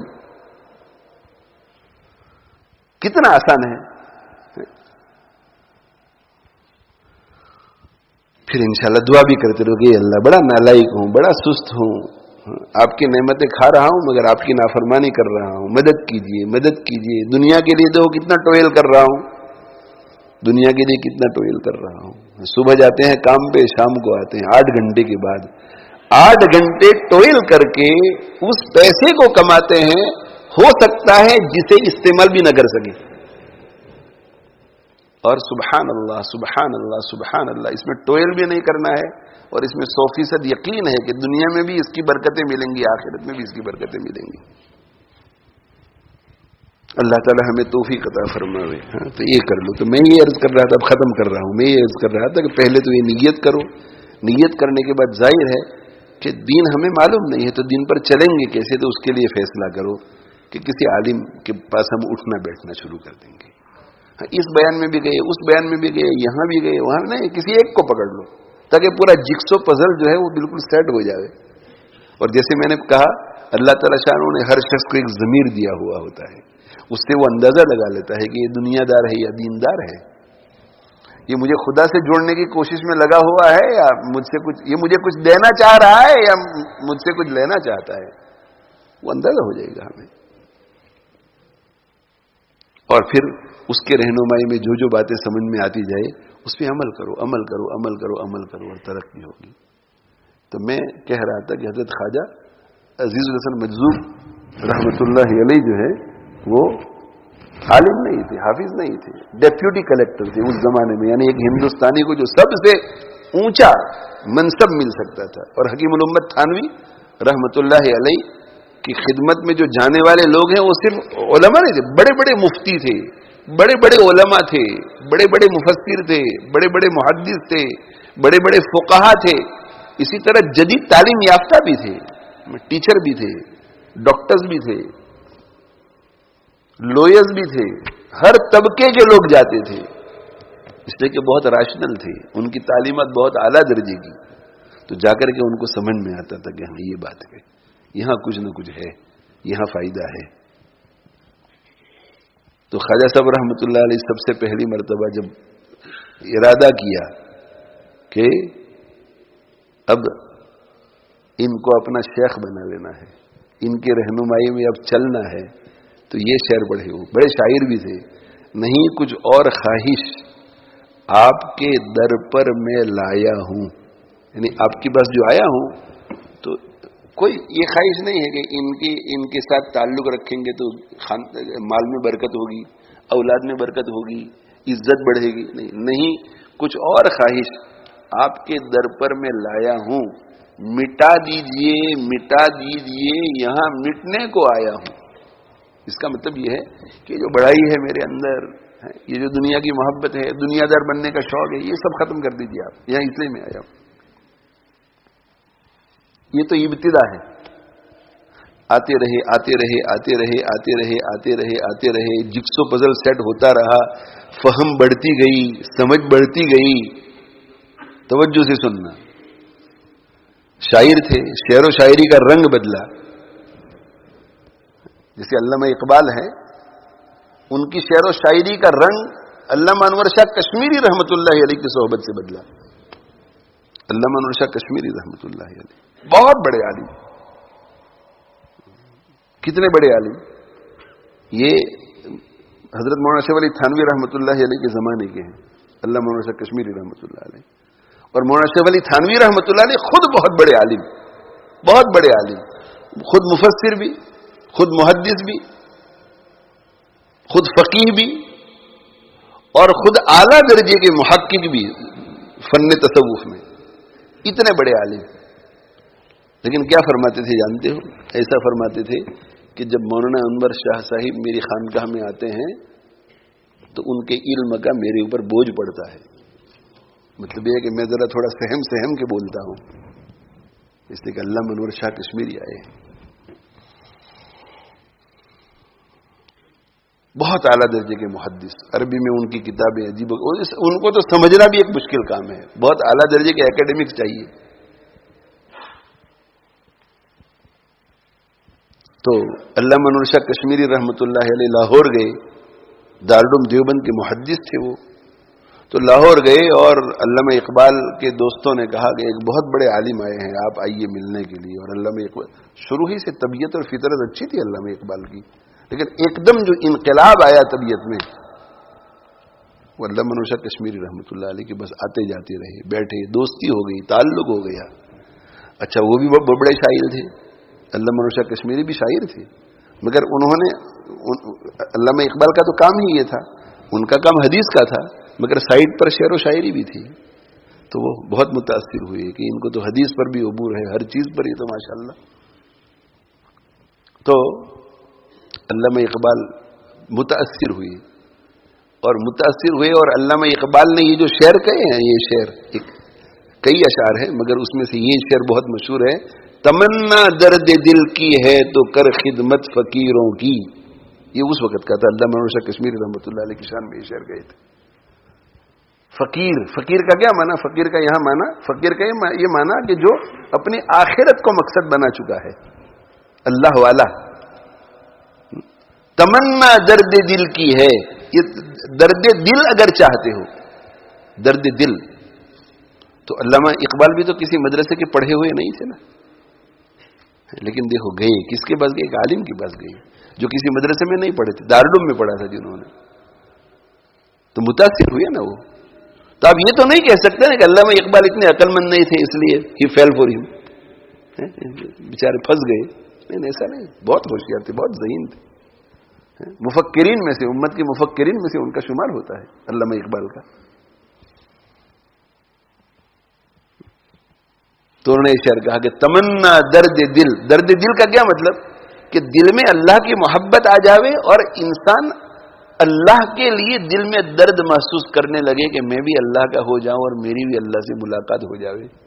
جیسے بیوی بچوں کے لیے دل میں درد ہوتا ہے، تو کہ اگر کسی کو یہ تمنا ہے تو کس کے پاس یہ ملے گا؟ ایسے علماء کے پاس ملے گا، ایسے علامہ منوشا کشمیری جیسے. تمنا درد دل کی ہے تو کر خدمت فقیروں کی.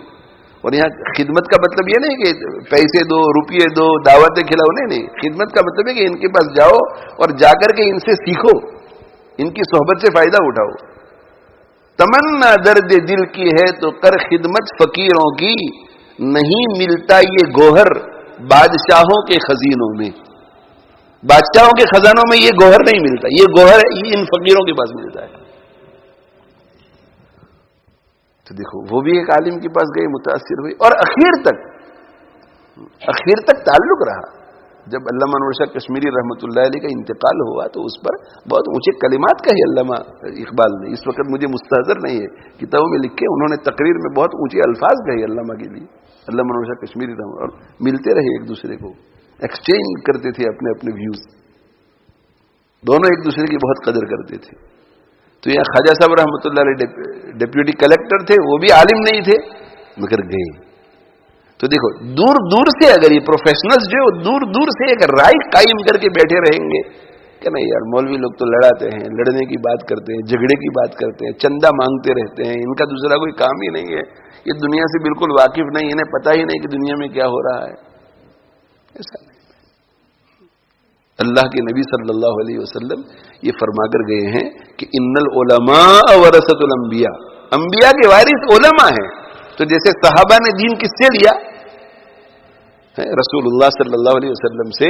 تو امت کو اگر دین چاہیے تو ان کو رسول اللہ صلی اللہ علیہ وسلم کے وارث سے لینی پڑے گی.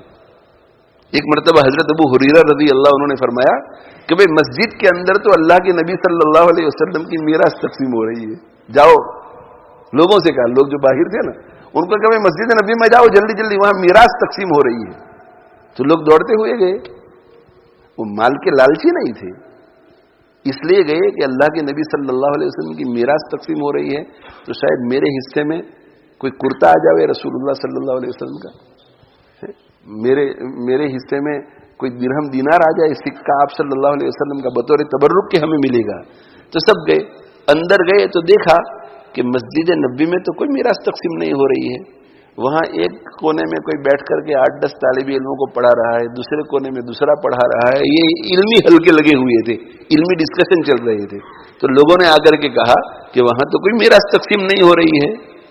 تو کہا کہ بھائی رسول اللہ کی میراث علم ہے، علم تقسیم ہو رہا ہے، یہی تو میراث ہے رسول اللہ صلی اللہ علیہ وسلم.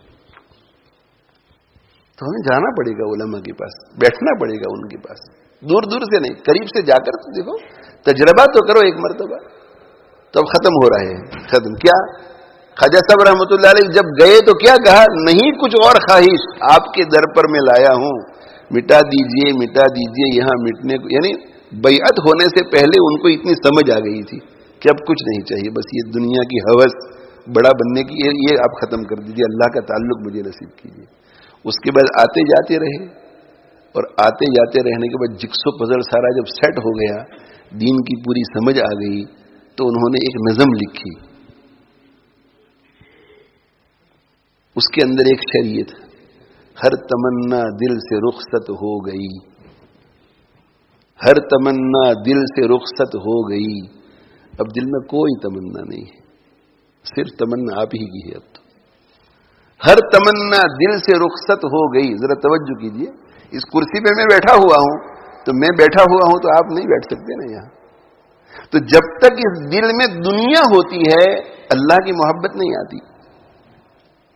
یہ دنیا کی محبت کو نکالنا پڑے گا. پھر اور دنیا کی محبت کو نکالنے کا مطلب یہ نہیں کہ گار میں جا کر کے بیٹھ جانا، یہی کھانا پینا، بریانی، پکوڑے، سموسے سب چلتا رہے گا، لیکن سوچنے کا ڈھنگ بدل جائے گا. تو خواجہ صاحب کہتے ہیں کہ پہلے تو اس کے اندر بہت کچھ تھا، اس لیے آپ آتے نہیں تھے اس میں. اب میں آپ کو کہہ رہا ہوں ہر تمنا دل سے رخصت ہو گئی، اب تو آجا اب تو خلوت ہو گئی. اسی طرح دوسرے انداز سے اس کو دیکھیے کہ اگر کوئی اپنے محبوب یا اپنی محبوبہ سے ملنا چاہتا ہے تو تنہائی میں بیٹھ کر ملنا چاہتا ہے. پارک میں بھی جاتے ہیں پبلک کے سامنے تو کسی کونے میں جا کر ایک دوسرے سے بات کرنی ہوتی ہے، کوئی غلط کام نہیں کرنا ہوتا ہے، پھر بھی تنہائی میں ذرا. تو کہا کہ پہلے تو دل میں بہت ساری چیزیں تھی، تو آپ محبوب اگر میرے دل میں اتر جاتی تو خلوت نہ ہوتی. اب سب نکل گئے، اب خلوت ہے، آ جاؤ. اب ہر تمنا دل سے رخصت ہو گئی، اب تو آجا اب تو خلوت ہو گئی. چونکہ ہم اس فیلڈ کے لوگ نہیں ہیں نا، اس لیے اس شعر کی قدر و قیمت ہمیں معلوم نہیں ہو سکتی کہ اس کا مضمون کیا ہے. لیکن حکیم الامت تھانوی رحمۃ اللہ علیہ تو اس فیلڈ کے آدمی تھے. تو اس زمانے میں جب ایک مہینے کی تنخواہ 10 روپے ہوا کرتی تھی،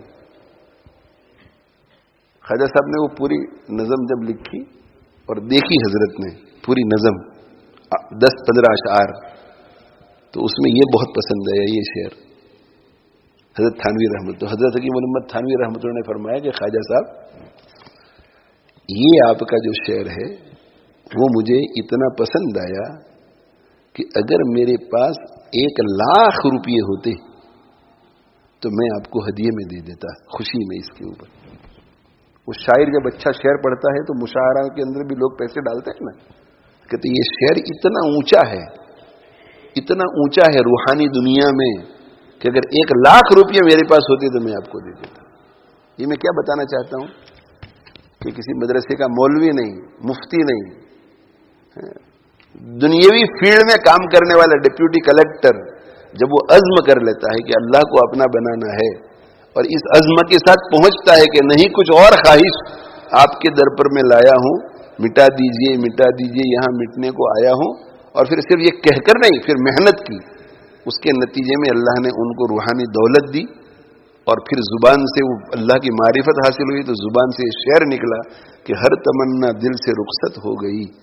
بڑے بڑے علماء حضرت مفتی تقی عثمانی صاحب دامت برکاتہم جیسے لوگ اس شعر کو پڑھ کر کے اش کرتے ہیں کہ خواجہ صاحب کیا کہہ گئے، ہر تمنا دل سے رخصت ہو گئی، اب تو آجا اب تو خلوت ہو گئی. تو حضرت تھانوی نے فرمایا کہ اتنا اونچا شعر ہے، یہ اتنا اونچا شعر ہے کہ اگر میرے پاس 1,00,000 روپے ہوتے تو میں دے دیتا. بس اللہ تعالی شان ہو مجھے آپ کو عمل کی توفیق عطا فرماوے. الحمدللہ اچھی بات ہو گئی. اللہ تعالی شان ہو خصوصی فضل فرماوے. اصل میں مشکل ہے یعنی ابتدا مشکل ہے، ابتدا ذرا وہ مشکل ہے. ایک مرتبہ ذرا ہم اپنے آپ کو پش کر کے ایک فیصلہ کر لیں گے تو پھر انشاءاللہ اس راستے میں اتنا مزہ آئے گا کہ اس کی کوئی حد نہیں ہے. اللہ مجھے آپ کو عمل کی توفیق عطا فرماوے. وآخر دعوانا ان الحمدللہ رب العالمین وصلی اللہ علی نبینا محمد وعلی آلہ واصحابہ. بھائی بات کچھ اچھی لگی کہ نہیں، اتری کہ نہیں دل دماغ میں، یا میں ایسے ہی محنت کر رہا ہوں؟ بہت محنت ہوتی ہے اس پر، بہت محنت ہوتی ہے. کل رات جو ہے میں بہت کم سویا، کل تین رات سے کم سو رہا ہوں. تو یہ سمجھو کہ گزشتہ کل کم سویا، گزشتہ کل پھر اٹھ گیا اور اٹھ کر کے میں نے سبق پڑھایا 7 بجے تک. سبق پڑھا کر کے ڈر بھی گیا بہن کو دیکھنے کے لیے ہماری، ان کے لیے خاص دعا فرمائیں. اور پھر وہاں سے جو ہے ہمارے یہ فاضل ہیں مولانا ابراہیم صاحب، تو ڈربی سے 11:15 بجے نکل کر کے ہم 12:15 بجے برمنگھم پہنچے. کہ باپ بھی ہمارے یہاں کے فاضل ہیں، ماں بھی ہمارے یہاں کی فاضلہ ہے، اور ایسے بھی ینگ ہے دونوں. اللہ نے شادی کے بعد کئی سال گزر گئے، اس کے بعد اللہ نے اولاد دی، اور ابھی چند ہی ہفتے گزرے کہ بہت سیریس حالت میں ہے. تو ابھی اعلان ہوا تھا عشاء کی نماز کے بعد کہ ڈاکٹروں نے ڈائلسس کرنے کا فیصلہ کیا ہے. تو ڈائلسس تو ابھی اللہ کرے کہ عافیت کے ساتھ ہو گیا ہو. تو خطرہ تھا اس میں، لیکن یہ دین کی برکات ہے. دونوں کو میں نے دیکھا ماشاءاللہ دونوں صبر کیے ہوئے ہیں، دونوں نکل گیا تھا. تو وہاں سے پھر رات کو لیٹ آئے تو سونے میں پھر بہت لیٹ ہو گیا. پھر جمعہ تھا تو جلدی اٹھ گئے، پھر کام میں لگ گئے. تو کوئی تقریر کرنے کا شوق نہیں ہے، یہ نہیں ہے کہ بھائی تقریر، یہ تو ایک ضرورت سمجھ کر کے کرتے ہیں، ضرورت سمجھ کر، تو اس کی طرف توجہ بھی کریں. اور وہ ہمارے مولوی ابراہیم کی جو بیٹی ہے، خدیجہ نام ہے اس کا، جس کا ابھی تذکرہ ہوا، اس کے لیے خاص دعا فرمائے. ہماری بہن بھی بیمار ہے، بہن بھی، ابھی جو میں کہہ رہا تھا کہ دعائیں، دیکھو سب دعائیں کر رہے ہیں، خود بھی وہ دعا کر رہی ہوگی. دیکھو اللہ کا کتنا فضل ہے کہ ابھی ان کو 5 تکلیفیں ایک ساتھ ہو گئی، 5 تکلیفیں، اور معذوری کی وجہ سے 2 ہفتے سے ایک ہی پوزیشن میں بیٹھی ہوئی ہے. کتنے 2 ہفتے سے ایک ہی پوزیشن میں، نہ وہ ویل چیئر پہ اتار رہے ہیں، نہ کہ بھائی کوئی کچھ ہو گیا تو we don't want to be responsible, ابھی نہیں. 2 ہفتے سے، لیکن ملنے کے لیے جاتے ہیں، ہنستی بھی ہے، مسکراتی بھی ہے، اور 2 گھنٹے 3 گھنٹے بیٹھتا ہوں، بڑا بھائی ہوں اس کا، لیکن ایک مرتبہ یہ نہیں کہتی کہ میرے لیے دعا کرنا، مجھے بہت تکلیف ہوتی ہے، مجھے یہ درد ہے، یوں ہے. بس دعا کے لیے کہتی ہیں، مگر اس کے علاوہ نہیں. ہم پوچھتے ہیں تو کہ وہ تمہیں شنگلز کیسے ہیں، تو کہتے کہ الحمدللہ بہتر ہو رہا ہے، الحمدللہ بہتر ہو رہا ہے. تو ڈاکٹر یوسف دلال صاحب عمرے کے لیے گئے تو وہ مجھے کہنے لگے کہ تم نے تو یہ 5 چیزیں گنوائی، ایک تو MND ہے جس میں وہ معذور ہو گئی ہے، اس کے ساتھ پائلز جو ہے وہ بہت سخت، اور پائل میں بیٹھنا بھی ایسے ہی پڑ رہا ہے نا، اس لیے کہ تو معذور ہے تو ایسے تو بیٹھ نہیں سکتی، ساتھ میں شنگلز ہے، اور اس کے ساتھ جو ہے وہ یہ ہو گیا ہے، انفیکشن ہو گیا ہے، اور دوا کے ری ایکشن کی وجہ سے پورے بدن پر ریشز ہو گئے، جو کھجلی بہت ہو رہی ہے. اب الحمدللہ کافی مائلڈ ہے، لیکن کہنے کا مطلب یہ کہ ہاتھ بھی استعمال نہیں کر سکتے. تو میں ایسا جا کر کے دیکھتا ہوں تو مجھے ایسا ہی ہوتا ہے کہ دیکھو سب کی دعاؤں کی برکات ہے. خود اس حالت میں بھی 5 وقت کی نمازوں کا پورا اہتمام اس حالت میں بھی. اور تو پھر رحمت، بیماری تو نہیں جا رہی ہے بلکہ بڑھ رہی ہے، یعنی آ رہی ہے دوسری بیماریاں، مگر اس میں بھی وہ شکوے شکایت بالکل نہیں، شکوے شکایت بالکل. تو یہ سکون اللہ دیتے ہیں، ورنہ پھر حالات آتے ہیں تو آدمی اس وقت ڈھیر ہو جاتا ہے، پریشان ہو جاتا ہے.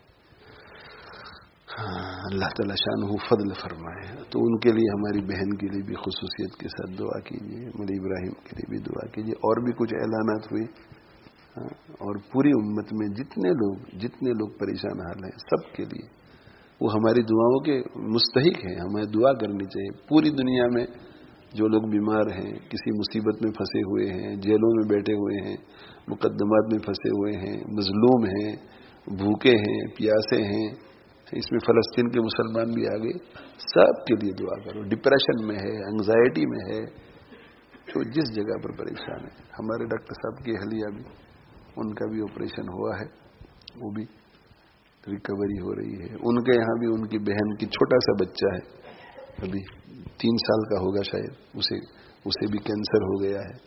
تو دیکھو بھانجے کے ساتھ ہی ہے، مگر خوش ہیں. ہمارے ڈاکٹر صاحب بھی خوش ہیں.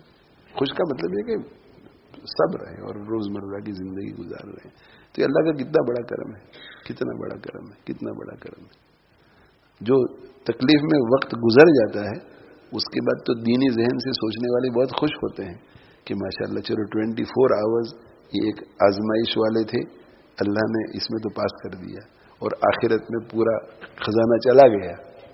بس فکر یہ رہتی ہے کہ آگے بھی صبر کی اللہ توفیق دیتا رہے. فکر آگے کی ہوتی ہے، پیچھے کی نہیں. ایسا الحمدللہ بالکل خیال نہیں آتا کسی ہمارے متعلقین میں سے کہ بیچارہ محروم رہا، دیکھو اس کو انجوائے نہیں کر سکا. اس لیے کہ تو بالکل یہ ایسا ہی ہے جیسا کہ ہم ایئرپورٹ پر ہیں اور کھانا ہمیں نہ ملے تو ہمیں ایسا احساس نہیں ہوتا کہ بیچارے کو کھانا نہیں ملا. پتہ ہے کہ ابھی 2 گھنٹے میں تو یہاں آ جائیں گے، کھانا ملے گا. 8 گھنٹے میں آ جائیں گے، اچھے سے اچھا کھانا ملے گا. تو یہ دنیا تو کوئی حیثیت نہیں ہے. یہاں کھانا نہ ملے تو کیا حرج ہے، آخرت میں ملنے والا ہے انشاءاللہ. بس اتنا ہے کہ جنت میں پہنچ جائیں کسی طرح. اللہ تعالیٰ ایسے کام نہ کروائے جس سے جنت سے محرومی ہو جائے. بس یہ سوچ ہماری بدل جائے. اللہ میری بھی مدد فرمائے. آپ اس کے لیے تھوڑی محنت، آپ کی زندگی میں کوئی فرق نہیں آئے گا، یہی روٹین رہے گا، بلکہ سکون ہوگا اور مزہ آئے گا آپ کو انشاءاللہ. اللہ تعالیٰ فضل فرمائے. اللهم لك الحمد كما أنت أهله فصل وسلم على سيدنا محمد كما أنت أهله وافعل بنا ما أنت أهله فإنك أهل التقوى وأهل المغفرة. ربنا اغفر لنا وتب علينا إنك أنت التواب الرحيم.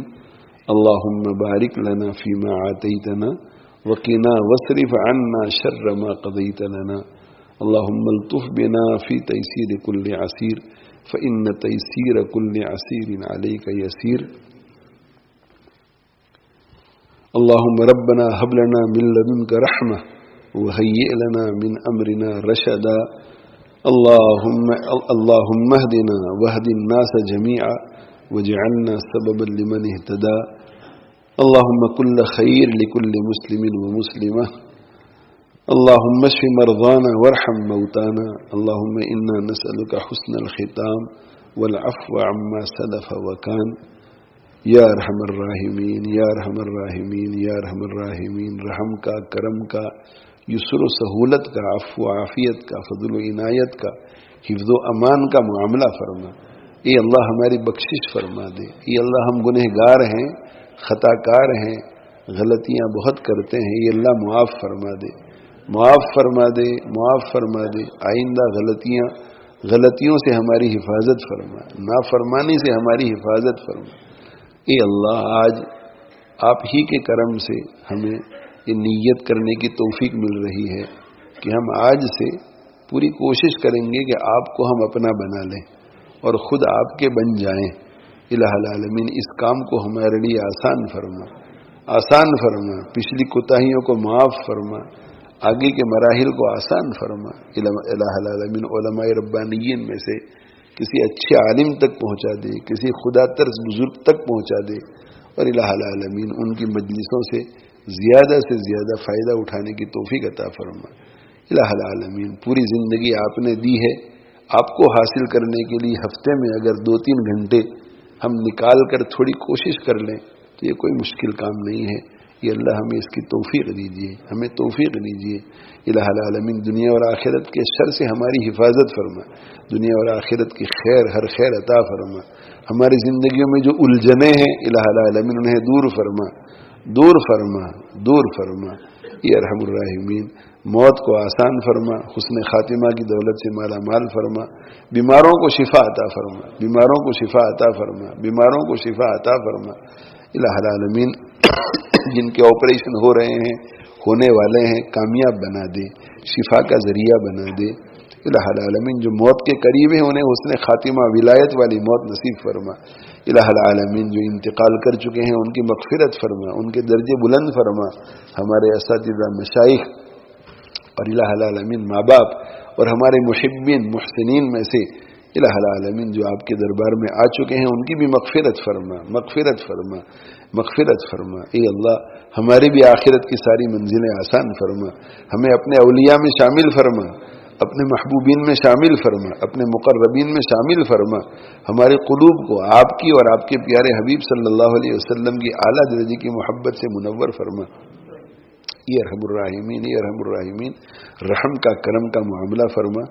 اے اللہ آپ کے پیارے حبیب صلی اللہ علیہ وسلم نے جن بھلائیوں کی دعا مانگی ہے وہ ساری بھلائیاں عطا فرما، جن برائیوں سے پناہ مانگی ہے ان ساری برائیوں سے پناہ عطا فرما. الہ العالمین پورے عالم میں امن کو عام فرما دے، سلامتی کو عام فرما دے، رحمتوں کو عام فرما دے، افراتفری کو ختم فرما دے، عدل و انصاف کو عام فرما دے، ظلم کا خاتمہ فرما.